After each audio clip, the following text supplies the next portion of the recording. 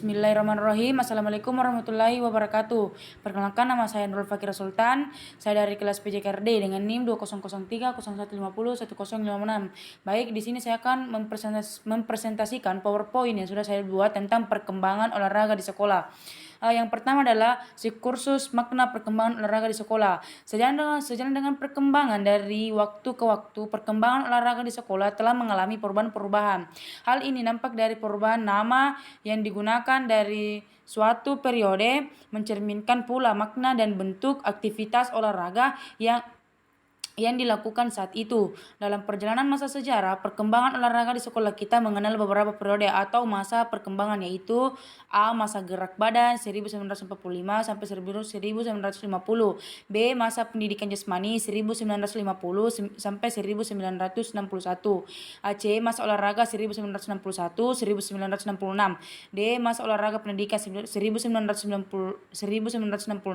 sampai 1977. Masa pendidikan olahraga atau pendidikan jasmani olahraga 1978 sampai sekarang. Kedua, periode perkembangan olahraga di sekolah. Masa gerak badan 1945 sampai 1950. Bersama dengan proklamasi kemerdekaan RI pada tanggal 17 Agustus 2009, pemerintah Republik Indonesia makin menyadari pentingnya pendidikan untuk pembangunan bangsa dan negara, termasuk dalamnya gerak badan di sekolah. Di sekolah diberikan aktivitas gerak badan dalam bentuk permainan atletik, senam, dan khusus untuk sekolah menengah tinggi. Sekarang SMA ditambah dengan latihan militer. Beberapa masalah yang mendapat perhatian khusus dalam pelaksanaan gerak badan antara lain: gerak badan untuk anak perempuan dilaksanakan terpisah. B. Perlunya nasihat dokter untuk melaksanakan gerak badan. C. Bahan pengajar diambil dari permainan dan kesenian sosial. D. Perlunya musik. E. Perlunya kepanduan. V. Perlunya pencegahan akses dan perlombaan. G. Perlunya pemerintah membiayai kegiatan. Perlunya lapangan olahraga di setiap sekolah. Perlunya menolong sekolah partikulir, dan perlunya mengadakan kursus lihat bagi guru-guru. 2. Masa pendidikan jasmani. Terbitnya Undang-Undang Nomor 4 tahun 1950 yang kemudian menjadi Undang-Undang Nomor 12 tahun 1954 memberikan landasan kuat kepada pelaksanaan kegiatan olahraga di sekolah. Dalam penjelasan bab pasal 9 tentang pendidikan jasmani tertuang pada bahwa untuk melaksanakan maksud dari bab 2 pada pasal 3 tentang tujuan pendidikan dan pengajaran harus meliputi kesatuan rohani jasmani, pertumbuhan jiwa dan raga harus mendapat perhatian seimbang menuju keselarasan perkembangan intelektual dan perkuat badan. Keselarasan menjadi pedoman pula untuk menjaga agar pendidikan jasmani tidak terpisah dari pendidikan keseluruhan. Pendidikan jasmani merupakan usaha untuk membuat bangsa Indonesia sehat dan kuat lahir dan batin. Oleh sebab itu, pendidikan jasmani diharapkan mampu menjadi untuk memelihara dan meningkatkan kesehatan badan dalam arti preventif dan kuratif. Sini 3 masa olahraga 1961 sampai 1966.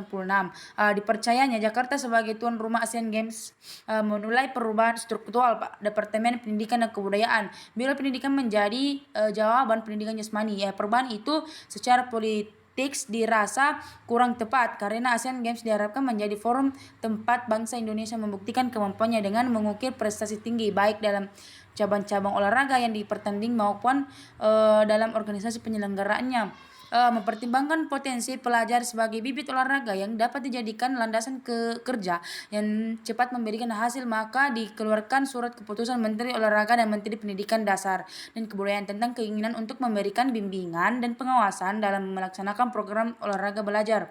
Di sini program tersebut terdiri dari program olahraga wajib, program olahraga karya. Program olahraga wajib adalah program olahraga yang diberikan kepada siswa sesuai dengan kurikulum dan dilaksanakan menurut jadwal pelajaran sekolah. Sedangkan program olahraga karya adalah program olahraga yang diberikan di luar jam pelajaran, memberikan kesempatan kepada siswa yang berbakat untuk mengembangkan bakatnya. 4. Masa olahraga 1966 sampai 1977. Pada masa olahraga pendidikan, pengelolaan olahraga berada di bawah Departemen Pendidikan dan Kebudayaan. Mula-mula penanggung jawabnya adalah Direktur Jenderal Olahraga, kemudian beralih kepada Direktur Jenderal Pemuda dan Olahraga. Beberapa direktur yang ada di bawah naungnya adalah Direktoran Olahraga Pendidikan, Direktoran Keolahragaan, dan Direktoran Pendidikan dan Penataran berada di bawahnya. Di sini pada masa ini program olahraga wajib di sekolah belajar terus walaupun ada kewajiban baru yaitu bergabung dengan kesehatan. Demikian juga dengan olahraga karya. Adapun POPSI yang mulai aktif pada tahun 1966 bertambah maju dan pada tahun 1970 berhasil menggelar kejuaraan nasional POPSI dalam cabang olahraga athletics tingkat provinsi saja karena kesulitan biaya. Selanjutnya POPSI bersatu pula sebagai anggota KONI sehingga memungkinkan kerjasama yang erat dengan induk organisasi cabang olahraga yang bersangkutan. Sedikit demi sedikit prestasi meningkat, demikian pula dengan jumlah pesertanya. Tahun 1977 telah diselenggarakan kejuaraan nasional POPSI untuk cabang olahraga athletics, renang, tenis meja, bola basket, dan akan ditambah dengan bola voli dan senam. Untuk kejuaraan POPSI tingkat provinsi, Direktorat Jenderal Pendidikan Luar Sekolah dan Olahraga hanya menyediakan piala saja, sedangkan pembiayaannya ditanggung sepenuhnya oleh kantor Departemen Pendidikan dan Kebudayaan bersama pemerintah daerah. Jelas bahwa kepala kantor wilayah sangat menentukan tingkat luas kegiatan POPSI di suatu provinsi serta pelaksanaan olahraga wajib sesuai dengan kurikulum 1975.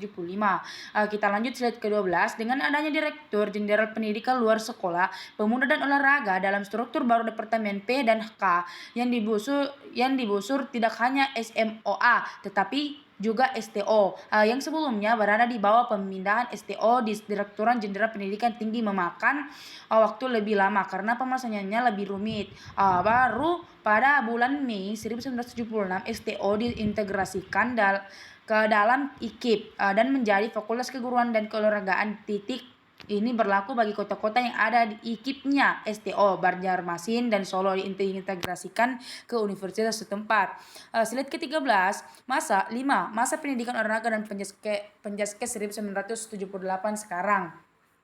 Dalam perjalanan dari tahun 1978 sampai dengan tahun 1995, nama olahraga di sekolah mengalami berbagai perubahan. Walaupun demikian, pelaksanaan olahraga di sekolah tetap ditekan pada aspek pendidikan. Artinya kegiatan pendidikan yang dilaksanakan melalui media kegiatan jasmani yang disebut olahraga.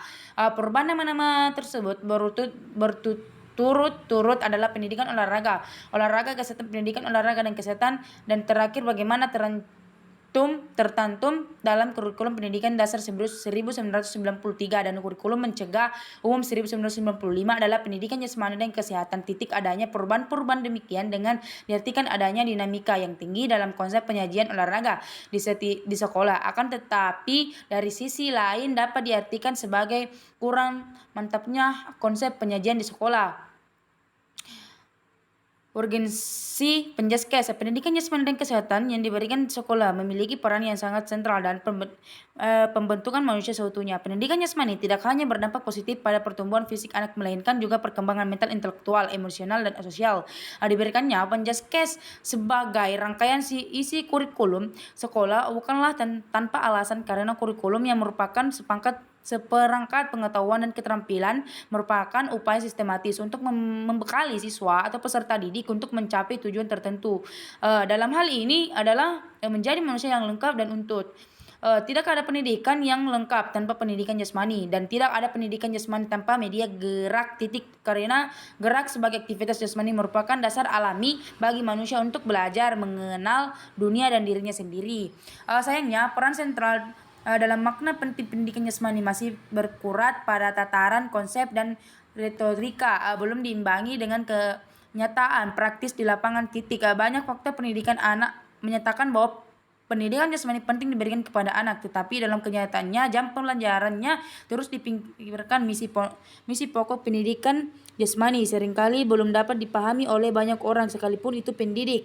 Salah satu faktor yang tidak dapat dipungkiri bahwa pendidikan jasmani sering dianggap bidang studi pelengkap dan dalam posisi yang kurang menguntungkan. Baik, itulah tadi PowerPoint yang sudah saya buat. Terima kasih. Wassalamualaikum warahmatullahi wabarakatuh.